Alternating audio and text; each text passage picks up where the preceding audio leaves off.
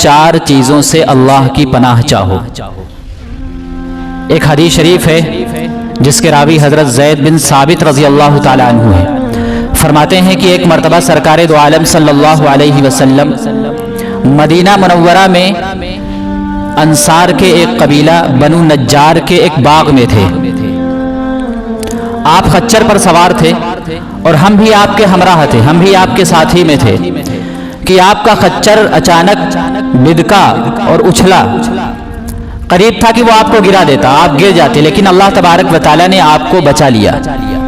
وہاں پر میں نے دیکھا کہ کچھ قبریں ہیں، 5-6 قبریں ہیں۔ نبی پاک صلی اللہ علیہ وسلم نے بھی ان قبروں کو دیکھا اور پوچھا کہ کوئی شخص جانتا ہے کہ یہ قبر والے کون ہیں، یہ کن کی قبریں ہیں؟ کوئی شخص ان کو پہچانتا اور جانتا ہے کہ یہ کس حال میں مرے ہیں؟ آیا زمانے جاہلیت میں مرے تھے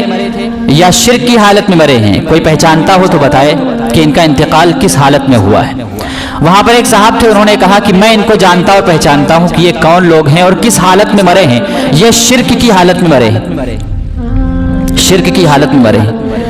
اللہ کے رسول صلی اللہ علیہ وسلم نے جب یہ سنا تو ارشاد فرمایا کہ اس امت کے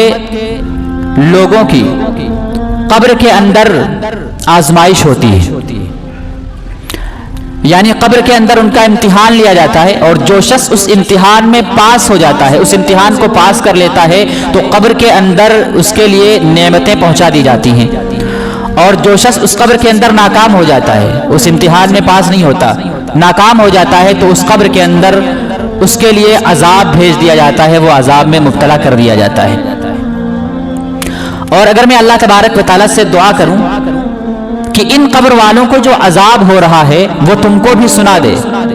جیسا کہ میں اس عذاب کو سن رہا ہوں، لیکن میں ایسا نہیں کروں گا، کیونکہ اگر میں نے یہ دعا کر دی اللہ تبارک و تعالیٰ سے اور تم نے اس عذاب کو سن لیا تو گھبراہٹ کی وجہ سے، ڈر کی وجہ سے تم اپنے مردوں کو قبر کے اندر دفن کرنا چھوڑ دو گے، کیونکہ قبر کا عذاب اتنا خطرناک ہوتا ہے کہ اگر اس قبر کے عذاب کو تم سن لیا اور تمہارا کوئی قریبی، کوئی رشتہ دار، کوئی گھر والا مر گیا تو تمہارے اوپر اتنی گھبراہٹ طاری ہوگی کہ تم وہاں سے دور چلے جاؤ گے، پھر اپنے مردوں کو قبر کے اندر دفن نہیں کرو گے۔ اس لیے میں یہ دعا نہیں کروں گا کہ تم قبر کے عذاب کو سن لو۔ اس کے بعد نبی پاک صلی اللہ علیہ وسلم نے فرمایا کہ دیکھو اللہ تبارک و تعالیٰ سے 4 چیزوں سے پناہ مانگا کرو، 4 چیزوں سے پناہ مانگا کرو۔ اور میرے سنانے کا مقصد یہی ہے کہ ہم اس بات کو سنیں اور اللہ تبارک و تعالیٰ سے ان 4 چیزوں سے پناہ مانگنے کا معمول بنا لیں۔ اپنی دعاؤں میں اللہ کے سامنے رو رو کر، گڑ گڑا کر ان سے بچنے کو اللہ تبارک و تعالیٰ سے دعا کریں کہ اللہ تبارک و تعالیٰ ان 4 مصیبتوں سے، ان 4 آفتوں سے، ان 4 فتنوں سے ہماری حفاظت فرمائے۔ سب سے پہلی چیز جو آپ صلی اللہ علیہ وسلم نے ارشاد فرمائی کہ پہلا فتنہ، فرمایا کہ قبر کے عذاب سے پناہ مانگو۔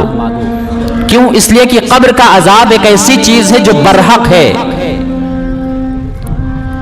قبر کے اندر جو عذاب ہوتا ہے وہ برحق ہے اور یہ ہو کر رہتا ہے اگر انسان اس کے اندر ناکام ہو جائے۔ اس لیے حدیث شریف میں آتا ہے کہ عثمان بن عفان رضی اللہ تعالیٰ عنہ جب قبر کے پاس سے گزرتے تھے تو اتنا روتے تھے کہ داڑھی مبارک آنسوؤں سے تر ہو جاتی تھی۔ کسی نے پوچھا کہ جب آپ کے سامنے جنت و جہنم کا تذکرہ ہوتا ہے تو اتنا نہیں روتے، جب آپ قبر کے پاس سے گزرتے ہیں یا وہاں جاتے ہیں تو آپ بہت روتے ہیں، کیا وجہ ہے؟ تو حضرت عثمان بن عفان رضی اللہ تعالیٰ نے فرمایا کہ قبر آخرت کی منزلوں میں سے پہلی منزل ہے، اگر اس میں کامیاب ہو گئے تو باقی جتنی منزلیں ہیں اس میں بھی کامیاب ہو جائیں گے، اور اگر اس منزل میں پھنس گئے یعنی عذاب میں مبتلا ہو گئے تو جو آگے کی منزلیں ہیں اس میں بھی آدمی پھنس جائے گا اور وہ منزلیں اس کے لیے دشوار ہو جائیں گی، اس کے لیے نکلنا مشکل ہو جائے گا۔ اس لیے جب میں قبر کے پاس سے گزرتا ہوں یا وہاں آتا ہوں تو مجھے فکر لاحق ہو جاتی ہے کہ اے اللہ تبارک و تعالیٰ اس منزل سے مجھے آسانی سے گزار دینا، اس لیے میری آنکھوں سے آنسو جاری ہو جاتے ہیں۔ اور قبر پر حاضری کا مطلب بھی یہی ہوتا ہے، قبرستان جانے کا مطلب بھی یہی ہوتا ہے کہ ہم اپنی آخرت کو یاد کریں۔ ہم نے اس مقصد کو بھلا دیا ہے، ہم قبرستان جاتے ہیں، حالانکہ فاتحہ کرنے کے لیے جاتے ہیں، کچھ پڑھ کر بخشنے کے لیے جاتے ہیں، وہ کام یہاں سے بھی ہو سکتا ہے، وہاں سے بھی ہو سکتا ہے، اس میں کوئی شک نہیں ہے، لیکن جو اصل مقصد ہے قبر پر حاضری کا اور قبرستان جانے کا وہ ہے نصیحت حاصل کرنا،